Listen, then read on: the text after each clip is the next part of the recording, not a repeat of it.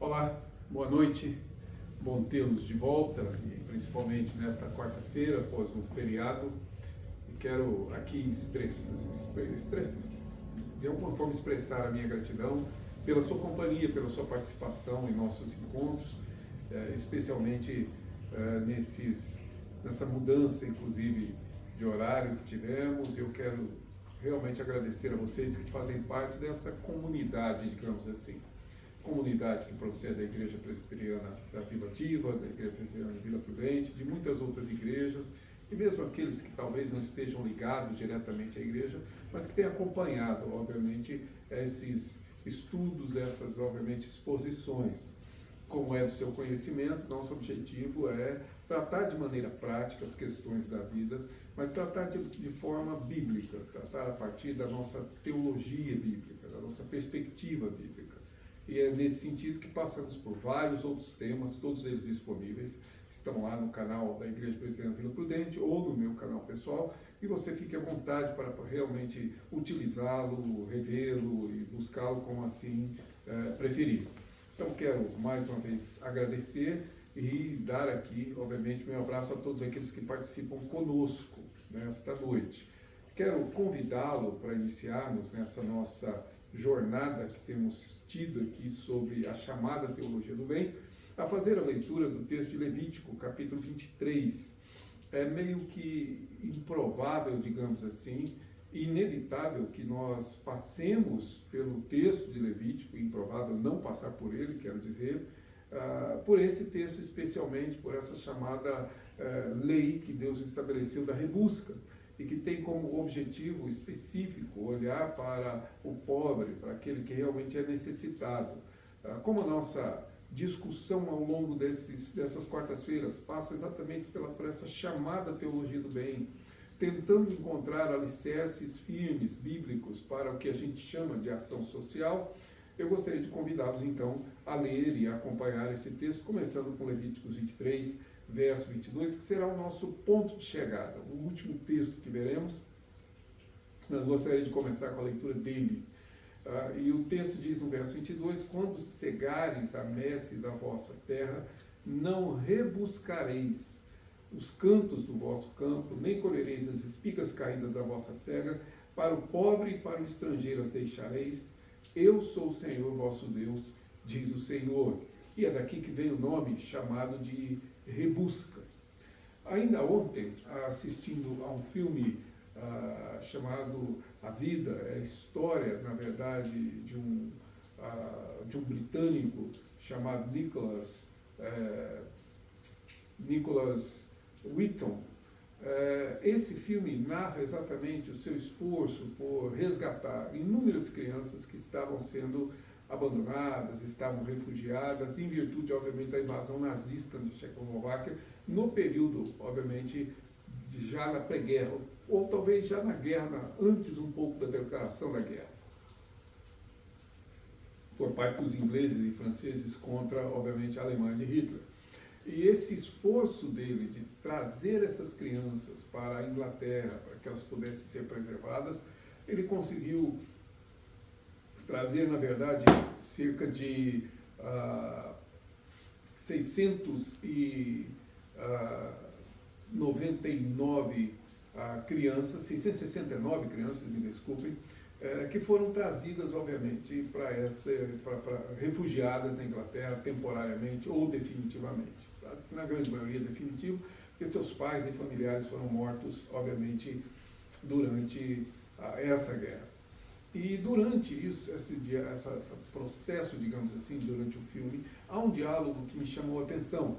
Exatamente quando ele, um tanto quanto frustrado por não conseguir trazer todas as crianças, há uma tentativa de consolo com ele, dizendo que ele deveria compreender que todos estavam fazendo muito. E a resposta dele é: muito não é suficiente. Esse sentimento de insuficiência, ele está quase sempre presente em todas as vezes que atuamos nessa área. Todas as vezes que fazemos o bem, todas as vezes que fazemos aquilo que chamamos mesmo de ação social, em todas essas ocasiões, temos esse sentimento da insuficiência, digamos assim. Agora mesmo, acabamos de chegar no domingo passado do projeto Nordeste Vida, estivemos lá no Sertão do Cariri, em uma comunidade de Cabedelo, que é um centro urbano, mas que também é praticamente uma comunidade extremamente pobre. Fiz uma visita também a um quilombo, e em todos esses locais, a impressão que temos quando terminamos um trabalho, depois de uma semana de trabalho basicamente, é que na verdade há uma certa insuficiência no que fazemos. O que fazemos não é suficiente. O que fazemos não é aquilo que, ou pelo menos podemos entender como algo que venha a suprir ou principalmente a atender a necessidade daqueles que lá estão.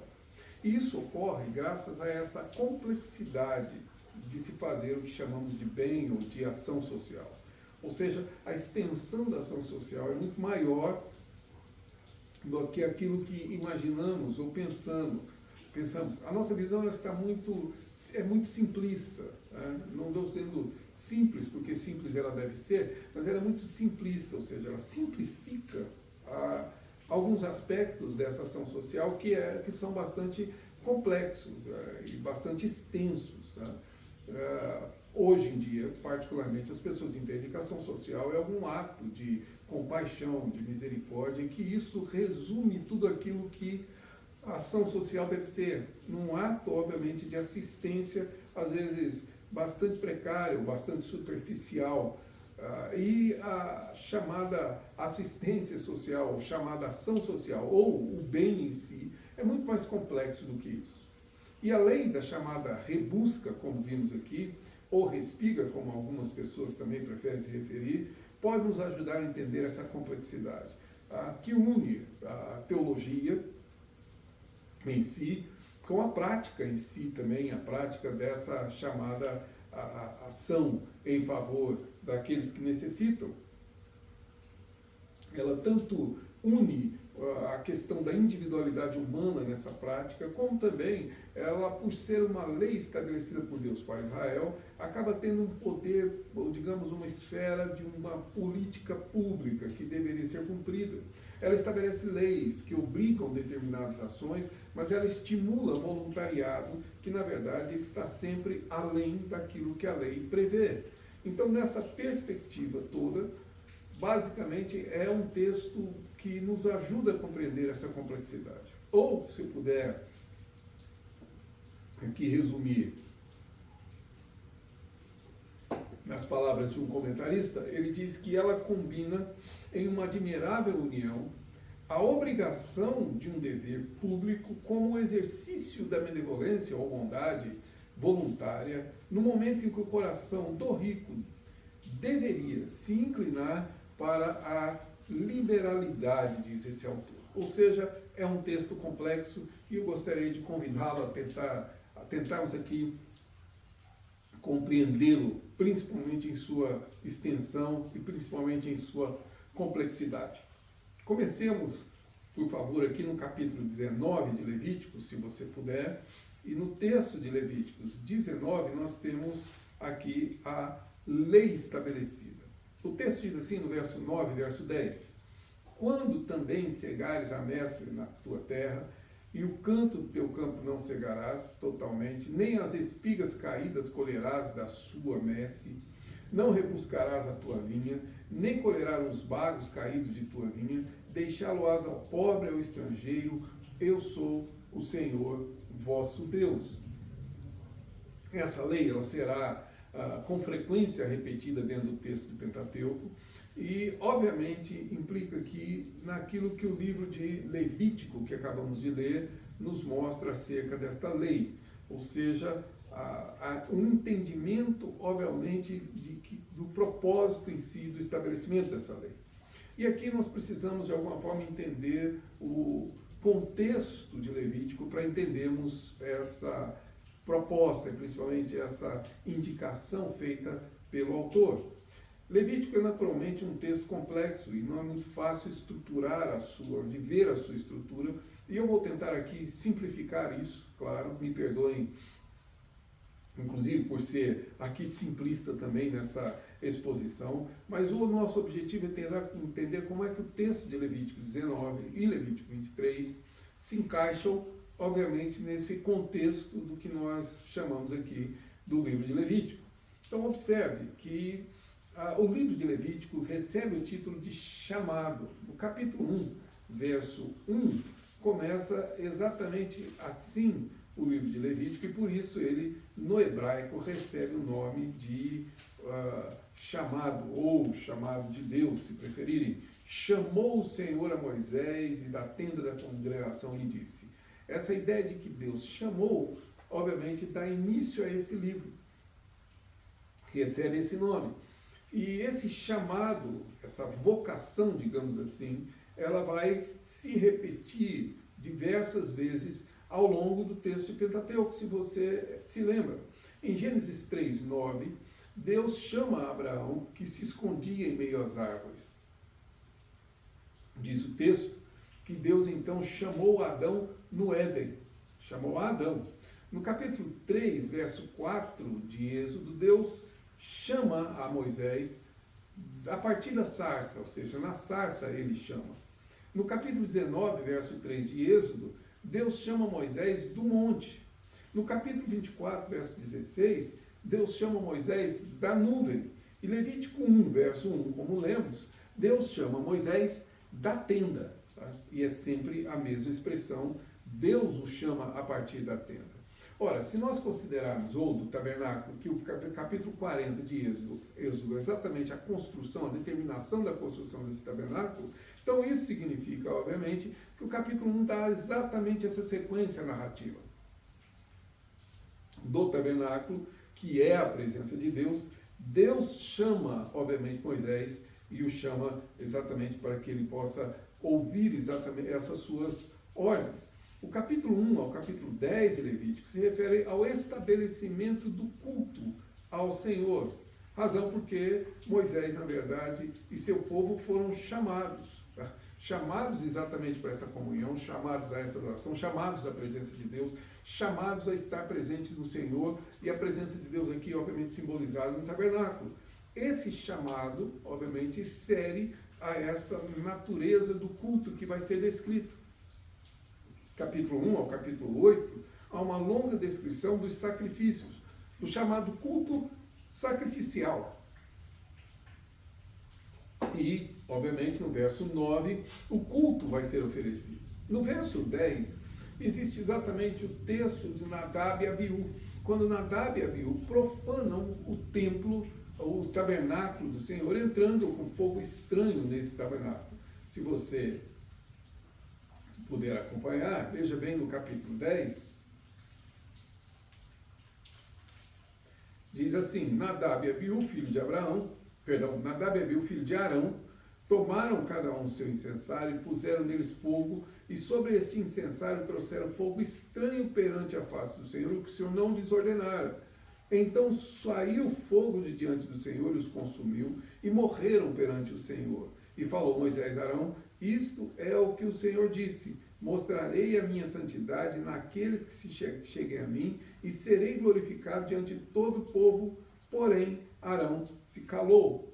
Uma comparação própria entre o capítulo 9 e a forma como Arão oferece sacrifício ao Senhor, no capítulo 10, como Nadab e Abiú tentam fazer, mostra que há um contraste entre o capítulo 9 e o capítulo 10. Ali, o ápice e a glorificação do Senhor, na qual o Senhor recebe e aceita, obviamente, essa adoração, e do outro lado, obviamente, a tentativa de Nadab e Abiú, que é frustrada exatamente porque trouxeram fogo estranho, e o Senhor, obviamente, os destrói.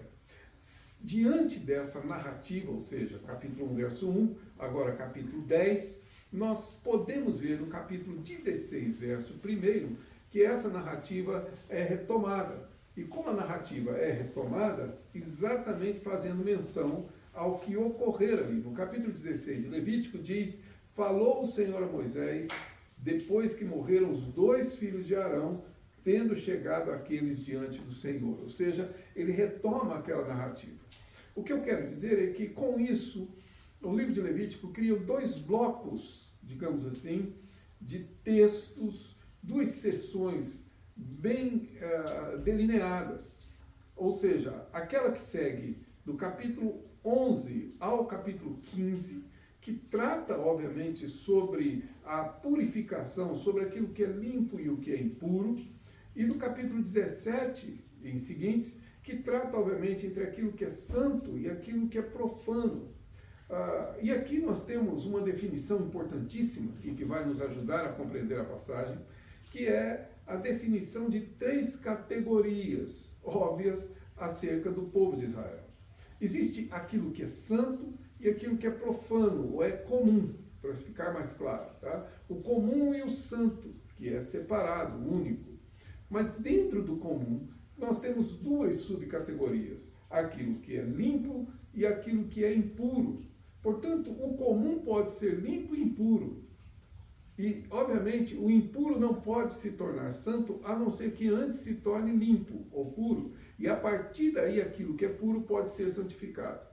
Para explicar um pouco melhor, veja bem, a ideia é que a lei, na verdade, de purificação, aquilo que é impuro se tornar limpo, não é, digamos, suficiente para a santidade em si desse objeto ou dessa pessoa. Ela precisa ser santificada.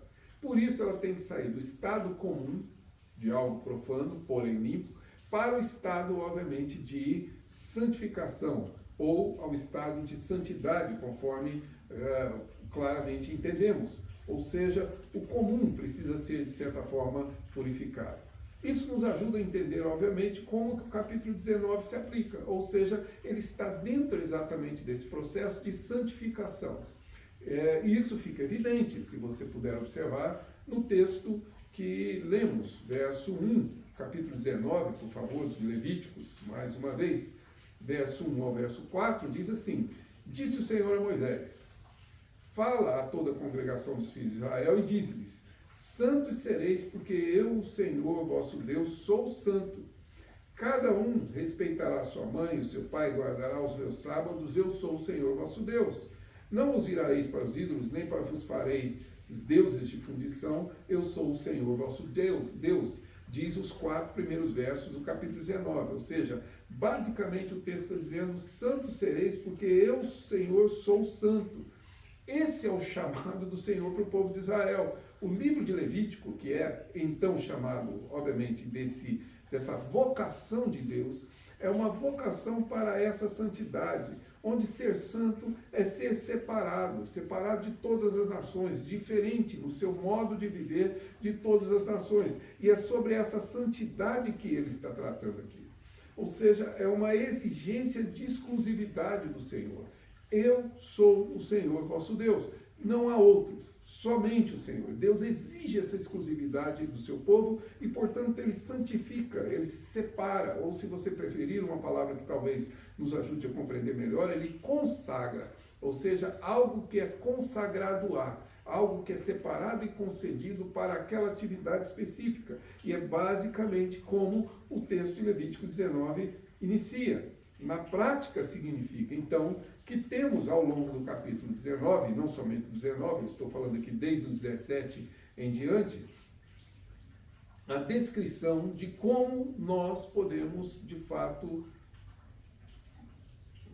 cumprir esse chamado de santificação. Para Deus não basta a purificação do impuro para o limpo, é preciso que o limpo seja santificado, seja separado, seja consagrado a Ele. E então nós temos aqui essa descrição. Observe, se você estiver aí com o texto de Levítico 19 aberto, que ele diz então, no verso de número 5, quando oferecedes sacrifício. Verso de número 9, quando também cegares, é uma sessão longa. E a partir do verso de número 11, uma sessão longa de negações. Não furtareis. Verso 13, não oprimirás. Verso 14, não amaldiçoarás. Verso 15, não farás injustiça no juízo. Verso 16, não andarás como mexeriqueiro, ou como mexeriqueiro, né? Não aborrecerás a seu irmão, não te vingarás, ou seja, uma série de negativas associada aqui a 2 condições, quando de fato ocorrerem, mediante as quais a prática de vida, a conduta de vida, o comportamento, na verdade, expressa, na verdade, essa santidade, essa consagração, essa, obviamente, identidade como povo de Deus. Em resumo, o contexto nos leva a perceber que o texto que trata de ação social, no verso 9 e verso 10 de Levítico 19, ou, obviamente, o capítulo 23, está contido, ou seja, é o cumprimento de um chamado e tem implicações óbvias e está totalmente relacionado à santidade. Ou seja, o que nós precisamos ver é que a vocação e o pertencimento nosso a Deus implica em cumprir um chamado, e o chamado é ser santo. Por isso, aponta exatamente para esse quando vocês cegarem, vocês não façam rebuscas, mas permitam que o pobre e o estrangeiro possam colher o fruto daquilo que, na verdade, sobejar. Ou seja, há uma determinação de Deus, e aqui a ação social da rebusca tem como objetivo cumprir um chamado e, obviamente, conduzir a todo o povo a uma santidade. Uma outra observação importante que eu gostaria que você fizesse aqui é que o texto também define quem é o público-alvo dessa ação social, quem é o público, na verdade, beneficiado com isso. E claro, os nossos olhos, obviamente, identificam aqui quem são. O público-alvo, obviamente, é um termo técnico que usamos com frequência nos nossos projetos atuais para definirmos e identificarmos pessoas a quem queremos atingir, mas no texto bíblico, obviamente, Deus deixa claro quem são as pessoas a serem atendidas. E quem são esses beneficiados? Observe, no verso 10 diz que a rebusca não deveria ser feita, nem colher aqui as espigas de milho que viesse a cair, e deixá-lo-ás ao pobre, diz ele, e ao estrangeiro, essas duas categorias. Pobre, obviamente, é uma referência ao povo de Israel. Pobres são o povo de Israel que, na verdade, padeciam e tinham necessidades de alimentação, dada a pobreza em que haviam se colocado. Do outro lado está o estrangeiro, que em geral não possui direito à terra, nem possui direito, obviamente, a plantar e a colher, e, portanto, estavam desprovidos e deveriam ser atendidos. Pobres estrangeiros é uma definição de público-alvo, sem dúvida alguma. Esse texto ele é repetido em Êxodo, capítulo de número 22, se você puder ir até lá, 24, perdão, não 22, aliás, é uma referência de Êxodo 22.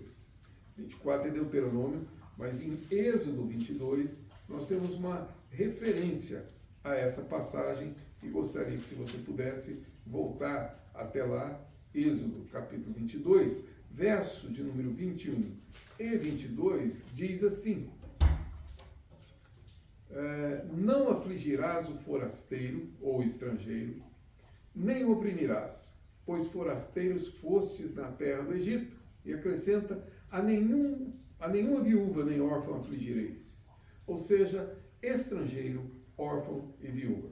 Essas três categorias, elas vão ser definidas na Escritura, principalmente aqui no Antigo Testamento, como elementos óbvios de indicação de pessoas necessitadas. Todas as vezes que a Escritura procura descrever as pessoas necessitadas, ela vai apontar para o forasteiro, obviamente para a viúva e para o órfão. Forasteiro muitas vezes é descrito como estrangeiro, outras vezes descrito como peregrino, depende obviamente da versão, depende da tradução, mas são eles que representam exatamente todo o grupo de pessoas que têm e que possuem necessidades. Quando a lei é repetida em Deuteronômio 24, essa figura também ela passa a ser enfatizada. Se você puder, por favor, me acompanhar. E aqui, mais uma vez, a ênfase fica clara, ou bastante clara, digamos assim. Veja bem, no verso 17 diz: não perverterás o direito do estrangeiro e do órfão, nem tomarás o penhor, a roupa da viúva. No verso de número 19, diz assim: quando no teu campo cegares a messe e nele esqueceres um feixe de espiga, não voltarás a tomá-lo para o estrangeiro, para o órfão e para a viúva. Veja o verso 21, como ele também dá essa ênfase, quando diz: quando vidimares a tua vinha, não tornarás a rebuscá-la para o estrangeiro, para o órfão e para a viúva. Ou seja, há uma ênfase clara em estrangeiro, órfão e viúva. E a razão disso, obviamente, é porque eles devem se lembrar que foram escravos e foram estrangeiros. Verso 18 e 22 deixa isso claro. Lembrar-te-ás que foste escravo no Egito, que o Senhor te livrou dali, pelo que te ordeno te faças isso. Veja o verso 22. Lembrar-te-ás que foste escravo na terra do Egito, pelo que te ordeno que farás isso. Ou seja, a lei, ela na verdade aponta para essa lembrança da maneira ou da forma como o povo de Israel, na verdade, se encontrou, esteve ao longo exatamente da sua escravidão. Então, obviamente, quem é o beneficiado? Órfão, viúva, estrangeiro. Esses são os beneficiados. Pessoas necessitadas, como Paulo vai escrever aos Efésios. São essas pessoas que devem ser objeto desses cuidados descritos aqui na rebusca.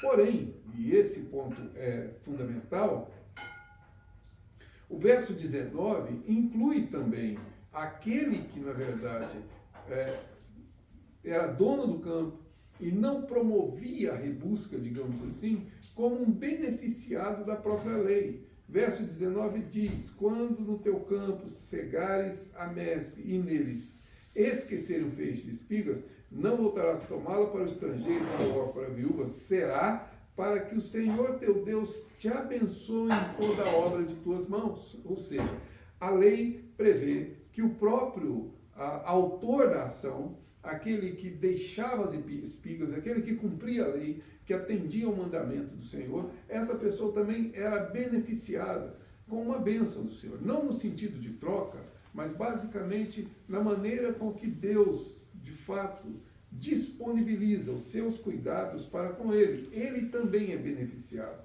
Ele também é, obviamente, aqui atendido.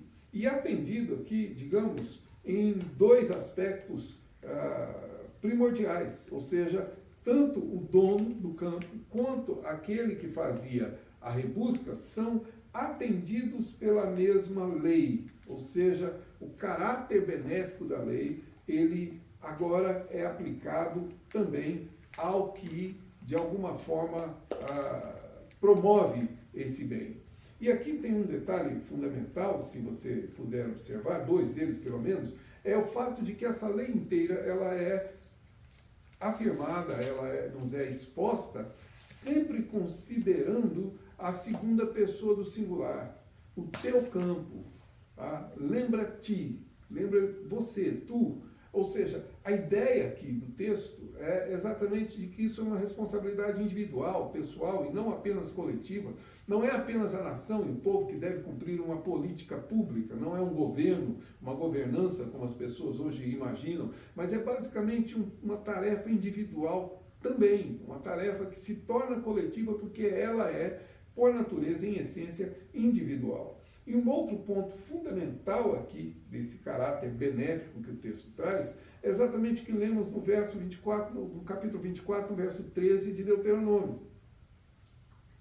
Quando Deus determina aqui a lei do penhor para a viúva pobre, e ele determina: isto te será justiça diante do Senhor teu Deus. Ou seja, em suma, o bem, ou a chamada ação social, já tem suas relações, digamos assim, bastante próximas, bastante íntimas com a vocação, o chamado de Deus, com a santidade, conforme vimos aqui, com o benefício mútuo, todos são beneficiados, e particularmente com a justiça. Tudo isso está dentro desse complexo ato de ação social, ou seja, ele abrange tudo isso. Ação social não é um ato apenas de misericórdia, de compaixão, de pessoas que, na verdade, atendem e resolvem atender alguém que realmente está carente. A ação social vai além disso. Promovê-la, ou agir assim, ou promover o bem, significa, na verdade, atender a uma vocação. Significa, na verdade, se tornar santo, ou se santificar, porque a santidade implica nesse comportamento. Significa, sem dúvida alguma, estabelecer benefícios que sejam mútuos para aquele que é atendido e para aquele que atende. ambos são beneficiados com esse ato, sem dúvida alguma. Ou seja, essa é a perspectiva do texto e, obviamente, envolve justiça. Mas eu gostaria de apontar aqui para um terceiro aspecto fundamental, que é, obviamente, aquilo que chamamos de benefício do trabalho. E aí, vamos ver a rebusca em um outro texto, se você puder me acompanhar. Agora, o texto de Ruth. Lembra-se que Ruth, a nora de Noemi, que quando retornaram de Moabe por causa da fome, se encontravam completamente empobrecidas. E empobrecidas como estavam, é que o Ruth decide ir fazer a rebusca. Ela decide realmente ir atrás exatamente dessa lei, desse direito de rebuscar o campo, junto com outros pobres que assim o faziam. Foi assim que ela, de fato, foi fazer a rebusca na terra de Boaz, que se torna o seu resgatador. Mas, basicamente, eu gostaria que você me acompanhasse na leitura de algumas passagens no capítulo 2 do livro de Ruth. Veja bem, diz o verso 2, Ruth, a moabita, disse a Noemi, deixa-me ir ao campo e apanharei espigas atrás daqueles que me favorecer. Ela disse, vai, minha filha. Esse me favorecer aqui significa aquele que de alguma forma me permitir, porque também era necessário haver uma permissão do dono da terra para que a pessoa pudesse realmente atender e fazer essa chamada respiga. Verso 3, ela se foi, chegou ao campo e apanhava após os segadores, por casualidade, entrou na parte que pertencia a Boaz, o qual era da família de Elimeleque. Mas observe, ela foi, chegou ao campo e apanhava as espigas após os segadores. As pessoas, os funcionários, digamos assim, de Boaz, que faziam a colheita, iam fazendo a cega, a colheita, e eles vinham atrás, exatamente aqueles que usufruiriam disso. E ao vir exatamente atrás, ela também trabalhava ela exercia exatamente essa função de colheita. Tá? Se você puder observar no capítulo 3, verso 7, disse ela, deixe-me rebuscar espigas e ajuntá-las e as gavelas após os segadores. Assim ela veio desde pela manhã e até agora está aqui, menos um pouco que esteve na choça. Aqui são os funcionários de Boaz, explicando a Boaz como é que ela chegou, explicando quem ela era. E basicamente, deixa o texto claro que desde cedo, Ruth está trabalhando, está, na verdade, fazendo a rebusca para atender às suas necessidades da sua sogra e fazendo isso, obviamente, como um trabalho, é esforço. Há aqui da parte dela uma dedicação. Os campos, na verdade, eles não eram colhidos nas extremidades, nos cantos, como eles falam, e também aquilo que caía no chão não era colhido das espigas. Quando se colhiam, obviamente, a oliva para fazer o azeite, as azeitonas, obviamente, elas eram balançadas, obviamente, os galhos para que caíssem, mas eles não poderiam fazê-lo de novo. E isso significa que, na verdade, ficava, obviamente, aquela colheita que aparentemente seria um desperdício, mas, na verdade, ficava exatamente para os segadores que vinham atrás e colhiam. Desde a manhã até agora ela está aqui. Veja mais outro texto, por exemplo, 14:15, vai dizer, a hora de comer, Boaz lhe disse, achega-te para aqui, come do pão e molha o teu vinho. Ela se assentou ao lado dos segadores, ele lhe deu grãos, tostados e cereais, ela comeu, se fartou e ainda sobejou. Verso 15, levantando-se ela para rebuscar, Boaz deu ordem aos seus servos, dizendo, até entre as gavelas deixar colher e não a censureis. Ou seja, veja bem, ela trabalhou toda a manhã, fez a refeição e volta de novo para trabalhar as cegas, a cega ou a colheita normalmente. Há um esforço natural, verso de número 17, esteve ela apanhando naquele campo até a tarde, e veja bem, debulhou o que apanharam e foi quase uma éfa de cevada. E o verso 23, Assim passou ela à companhia das servas de Boaz para colher até que a cega da cevada e do trigo se acabou e ficou com a sua sogra. Ora, o que eu quero dizer com esse texto de Ruth 2, que trata, obviamente, que tem como pano de fundo a rebusca, é que basicamente Ruth, sim, usufruiu da rebusca. Mas veja, não foi Boaz, não foi, na verdade, uma espécie de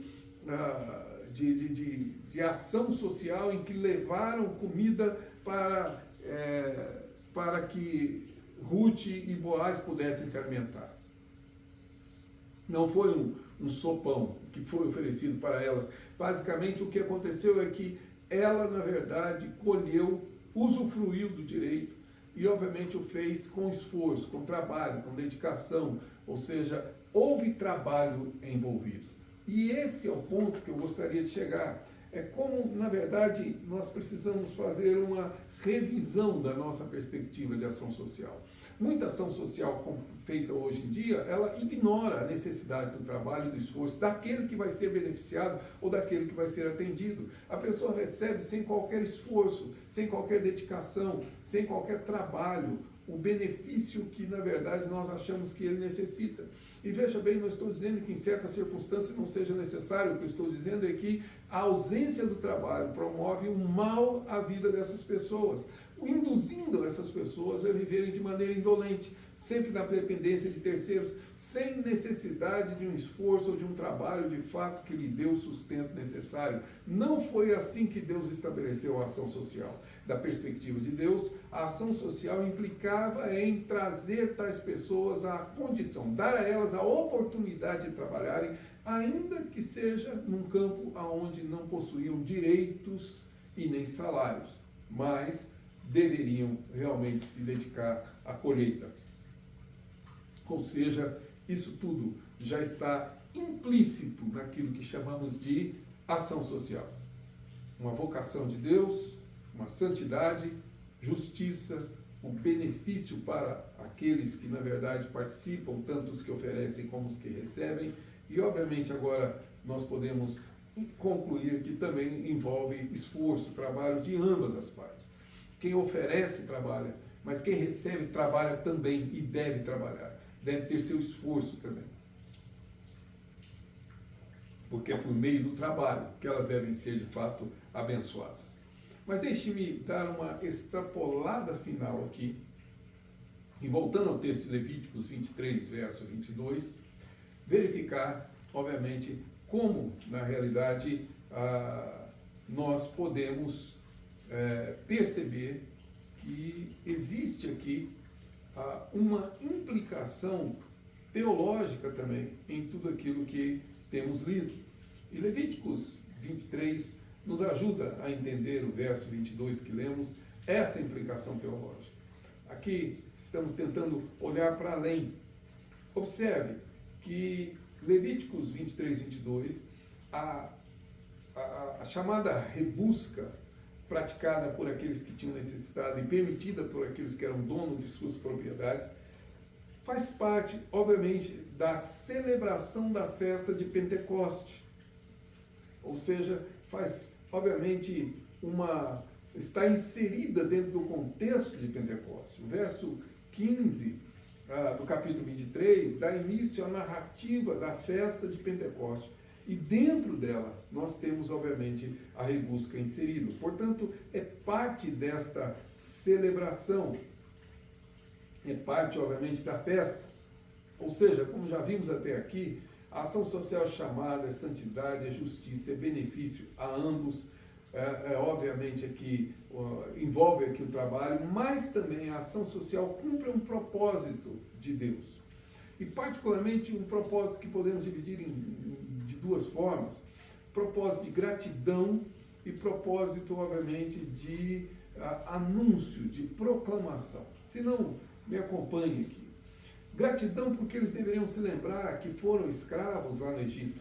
E o cuidado com o pobre e o estrangeiro é a maneira de reconhecer e agradecer a Deus pela forma como Deus atuou junto aos israelitas, que eram também escravos e eram também pessoas, digamos, colocadas sob a condição de opressão e de pobreza. Portanto, essa gratidão, ela é essencial. Lembra-te que foste escravo. Lembra como foi que o Senhor te livrou. Lembra-te que vocês não possuíam terra, mas trabalhavam para a terra dos outros. E quando trabalhavam para a terra dos outros, não tinham direito algum. E, portanto, diante disso, sejam gratos. Exatamente atendendo aqueles que são necessitados ou que foram necessitados como vocês.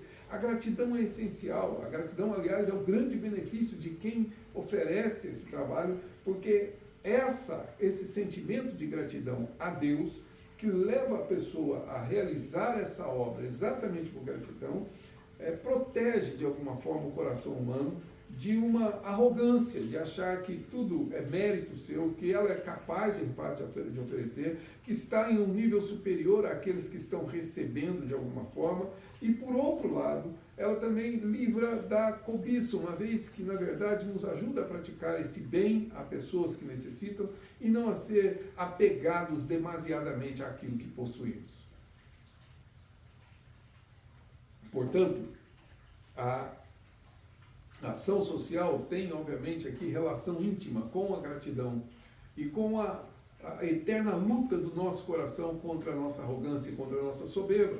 Além disso, ela também é um anúncio. Eu gostaria que você pudesse me acompanhar aqui, pelo menos no raciocínio. Ela está inserida dentro da festa de Pentecostes, como vimos aqui.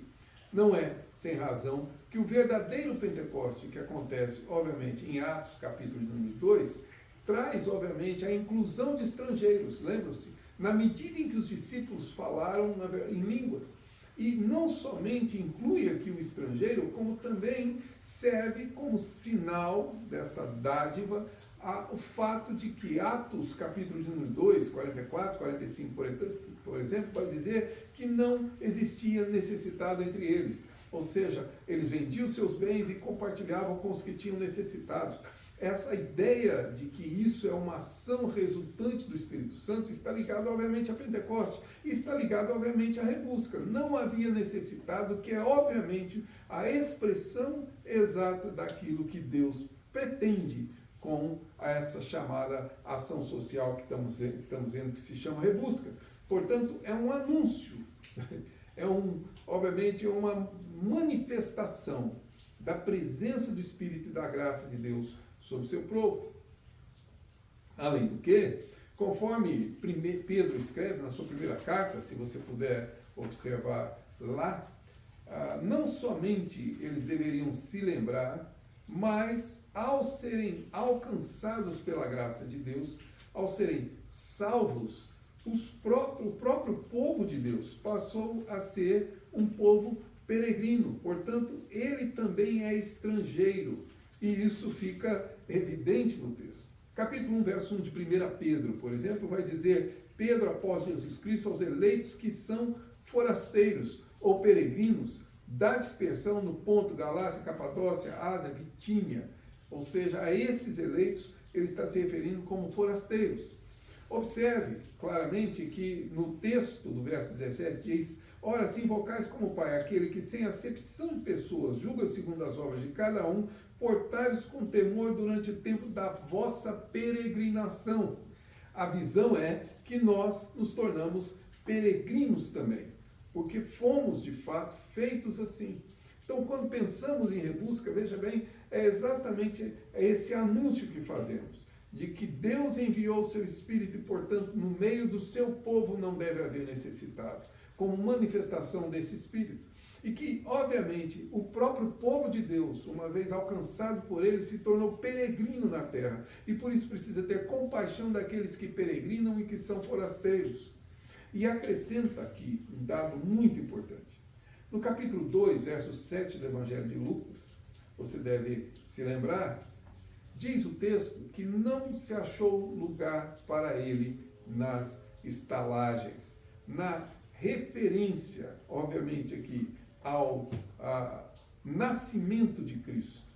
Se diz que ele não tinha onde se hospedar, portanto, ele vem ao mundo como estrangeiro, ele vem ao mundo como um peregrino, sem pousada, sem lugar, sem espaço, e, obviamente, como um estrangeiro que é, ou como um peregrino que é, ele deve ser acolhido, deve ser recebido. O que dá sentido à frase de Jesus, quando Jesus diz, era forasteiro e me hospedaste, Mateus 25, 35, se referindo a ele mesmo. Ou seja, quando nós praticamos ação social, obviamente está envolvido esse anúncio, ou esses anúncios ao qual me referi. Deixe-me tentar concluir aqui. A complexidade da ação social é esta. Volto a dizer, a explicação não deve ser, é simples, mas não deve ser simplista, mas a complexidade, ou seja, a maneira como ela, na verdade, é composta, de várias faces, de várias implicações, precisa ser revista por nós. Ou seja, a ação social é o cumprimento de uma vocação, de um chamado de Deus para o seu povo. Esse chamado é exatamente o chamado que nos santifica. Portanto, praticamos ação social, porque isso faz parte da nossa processo de santificação, da nossa santidade em si. E isso expressa, obviamente, a justiça de Deus, que nos abençoa e que faz tanto com que aquele que recebe, como aquele que, na verdade, doa, concede e age em favor do necessitado, sejam, de fato, beneficiados, sejam abençoados. E isso por meio da gratidão, que nos livra da ganância, da soberba, e anuncia, obviamente, o Evangelho de Cristo, que veio como estrangeiro ao mundo, e que, na verdade, nos tornou também peregrinos e forasteiros, para que ao longo da vida a nossa própria conduta anuncie o seu reino e por meio do seu Espírito manifestemos, obviamente, o verdadeiro Pentecoste, exatamente a presença de Deus entre nós, de maneira que não haja entre nós necessitados, ainda que não sejamos iguais. Compreendeu? Essa é a complexidade da ação social. Eu espero que você tenha compreendido e espero mais, espero que Deus nos ajude a cumprir tal chamado e vocação. Quero orar com você, já agradecendo a sua presença e a sua companhia, e convido você a estar conosco na próxima quarta-feira. Vamos orar? Pai, ajuda-nos a compreender a Tua palavra, principalmente uma ação tão complexa como é esta de fazer o bem, de promover a ação social. Dá-nos maturidade, dá-nos sabedoria, discernimento para aquilo que devemos fazer. E guarda-nos de toda arrogância, de toda soberba, de toda a nossa inclinação por julgar que ao fazer o bem somos de alguma forma superiores. Não somos, somos apenas pecadores sendo santificados pelo Teu Santo Espírito, que nos ensinou que no meio do Seu povo não deve haver necessitado. Nos ajude assim a compreender tais verdades e a cumprir a nossa vocação, é o que pedimos em Cristo Jesus. Amém. Um abraço a todos. Espero encontrá-lo novamente na próxima quarta-feira. Fica aqui o meu agradecimento e o meu até logo.